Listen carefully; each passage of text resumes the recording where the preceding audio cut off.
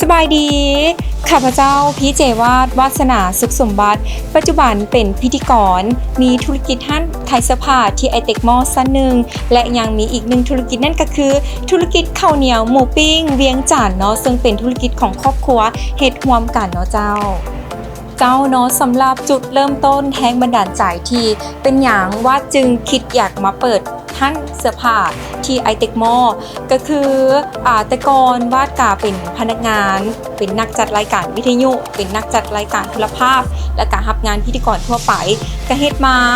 ก็ถือว่าโดนเติมเนาะหลายปีแล้วอาจจะเป็นงานน้อยงานใหญ่งานไหนเขาก็รับไปหมดเลยแต่ว่ามา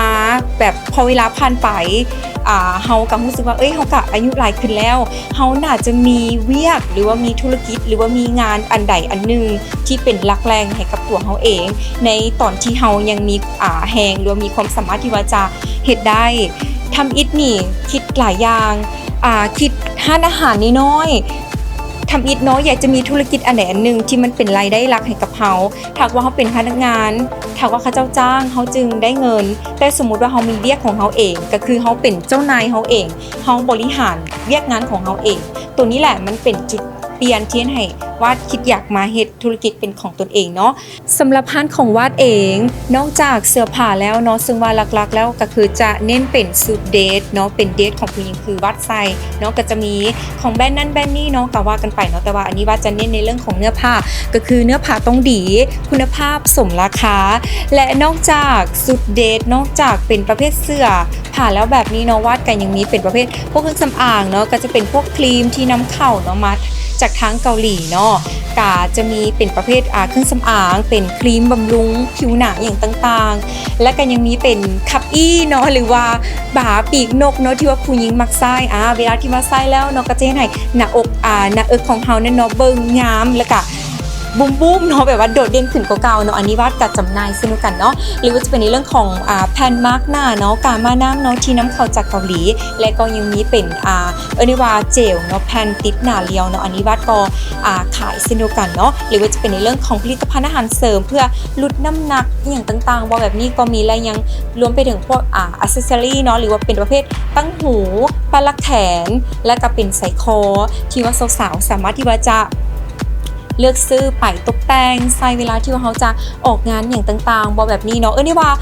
เข้ามาห้านของวาดนี่เนาะจากที่ว่าจะได้เสื้อผ้ากลับไปแล้วสมมุติว่าเป็นงานด่วนอยากได้ตุ้มหูงามๆได้แบบนี้วาดจัดให้ได้เลยเนาะเจ้าสำหรับการแบ่งเวลาก็บ่ได้ยากเลยเนาะอาจจะเมื่อยหลายขึ้นกว่าเก่าจากการที่ว่าเฮาเป็นพนักงานถ้าไปแต่เฮ็ดเวียกตอนเช้าตอนแลงแล้วก็กลับถ้าว่าเฮาเฮ็ดธุรกิจใดหนึ่งธุรกิจทุกอย่างวาดคิดว่ามันมีความยากง่ายที่แตกต่างกันออกไปฉะนั้นเนาะสำหรับการแบ่งเวลาก็คือ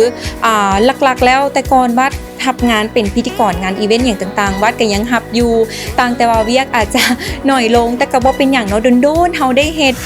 เฮาไปพบพ่อกันกับหมู่คู่เฮาก็รู้สึกดีใจนอกจากการที่ว่าเฮามีรายได้ตัวนั้นแล้วสิ่งที่สำคัญก็คือเฮายังได้เฮ็ดเวียกที่เฮาฮักนั่นก็คือการเป็นพิธีกรการรับงานแล้วเวลาที่ว่ารับงานวาดก็จะให้น้องหรือว่าให้พนักงานมาเฝ้าห้านแทนก็คือห้านก็บ่ได้ปิดเนาะและก็เวียกที่ว่าวาดรับอยู่เนาะก็คือการเป็นพิธีกรก็ยังรับอยู่คือเก่าเนาะบางคนนี่คิดว่าแบบวาดเปิดห้างเสื้อผ้าแล้วมีธุรกิจของตัวเองแล้วเซารับงานบ่อันนี้บ่แม่นเด้อก็ยังรับคือเก่าเพิ่นหากว่ามีคนจ้างเนาะเฮาก็ยินดีที่ว่าจะไปรับใช้สังคมคือเก่านั่นแหละและนอกจากนี้เนาะก็คือเวลาพักเศร้าเวลาที่เหลือของวาดก็เอาไปช่วยครอบครัวอ้ายเนาะแล้วก็เป็นอันนี้เป็นธุรกิจครอบครัวของวาดเองเนาะนั่นก็คือธุรกิจข้าวเหนียวหมูปิ้งเนาะอันนี้ก็คือต้องได้ตื่นแต่เช้าๆเนี่ยประมาณ2:30 3:00เพราะว่าเริ่มต้นการเฮ็ดธุรกิจตัวนี้เนาะเพราะว่าข้าวเหนียวหมูปิ้งเวียงจันทน์ของวัดก็คือจะเน้นขายในตอนพักเช้าฉะนั้นวัดก็ต้องตื่นเช้าเพื่อกาเกี่ยมได้ว่าเป็นหมูบอหรือว่าเป็นข้าวเหนียวบอพอดีว่าจะไปส่งให้กับพนักงานแต่ละจุดนั่นเองเนาะเจ้าอันนี้ก็เมื่อยแน่แต่ว่าคุ้มและก็ดีใจที่ว่าได้เฮ็ดในสิ่งที่เฮาฮักและก็เฮามักเนาะเจ้าเป็นอย่างจึงเลือกไอเทคมอลเป็นจุด ที่มาตั้งห้านขายเสื้อผ้าอันนี้นี่มีหลายๆคนเนาะถามบ้านเนาะว่าเป็นอย่างต้องไปไอเทคเป็นอย่างคือโบเซาห้านอยู่แคมทางหรือว่าเซาห้านที่แบบว่ามีผู้คนที่หลากหลายเพราะว่าเครื่องห้านเจ้ากะโอเคอยู่ประมาณนี้เนาะเป็นอย่างจึงโบเลือกห้านแคมทางสำหรับบ้านเองเนาะว่าคิดว่าการที่เฮาเลือกไอเทคมอลเนาะหรือว่าเลือกขายเครื่องที่ห้างกะมีความสะดวกสบายเนาะหลายๆอย่างหนึ่งนั่นก็คือบอนจอดรถกว้างสะดวกสบายแอร์เย็นเนาะแอร์เย็นอันนี้สำคัญเนาะแล้วก็ให้ไหนลูกค้านั้นมีความสะดวกสบายในเวลาที่มาจับจ่ายเนาะและการเลือกเสื้อผ้าของเฮาและการในเรื่องของความปลอดภัยอย่างต่างๆอันนี้ก็สำคัญเช่นกันได้เพราะว่าไอเทคมอลเพิ่นก็มีระบบความปลอดภัยแบบเซฟตี้นี่แบบสุดยอดอีเลยเนาะจึงให้ไหนว่าเลือกมาเปิดห้างเสื้อผ้าที่ไอเทคมอลและอีกอย่างนึงอันนี้ก็สำคัญเช่นกันเนาะวัดเป็นคนที่มักอย่างที่แบบสวยงามคันว่าห้านวัดกับมักแต่งให้เป็นเอกลักษณ์ของเฮาเพราะว่าได้แต่งห้านแบบตามใจตัวเองเนาะอันนี้แหละก็เลยเฮ็ดให้วัดเลือกไอเทคมอลเนาะเพราะว่าสะดวกสบายเฮ็ดให้ห้านเฮาได้แต่งออกมาที่แบบสวยงามและก็ระบบความปลอดภัยอย่างต่างๆเนาะกันแล้วแต่มุมมองความคิดของแต่ละคนนั่นแหละบางคนก็คิดว่าแบบไปเปิดอยู่แคมทางมันน่าจะโอเคกว่าแต่เฮาได้เลือกแล้วก็ดีใจเนาะที่ว่าได้เลือกไอเทคมอลเนาะสำหรับสุดท้ายนี้เนาะวัดก็อยากจะฝากให้กับทุกท่านได้มาอุดหนุนทางห้านของวัดแนเดอร์เนาะกับทางห้านพีเจวาดแฟชั่นเนาะก็คือจะรวบรวมเสื้อผ้าเนาะงามๆหลากหลายสไตล์เนาะโดยเฉพาะแม่นสุดเดทงามๆสำหรับสาวๆที่ว่าอยากจะ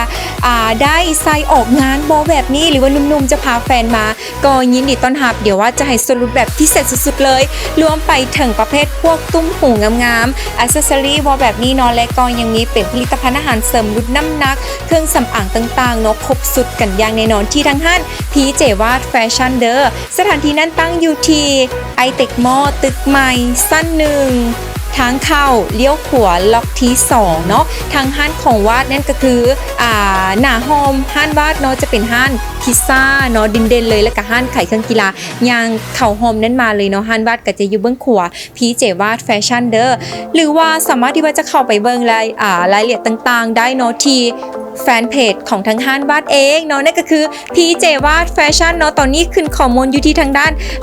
ลุมให้กับทุกท่านได้รับรู้กันแล้วเนาะหรือว่าจะโทรศัพท์สอบถามก่อนก็ได้เนาะที่เบอร์นี้020-778-22883โทรก็ได้ WhatsApp ก็ดีเนาะ778-22883เด้อสุดท้ายนี้เนาะขอให้ทุกคนจงมีแต่ความสุขและกับความโชคดีอย่าลืมมาอุดหนุนกันแน่สำหรับมื้อนี้ลาไปก่อนสวัสดีบ๊ายบาย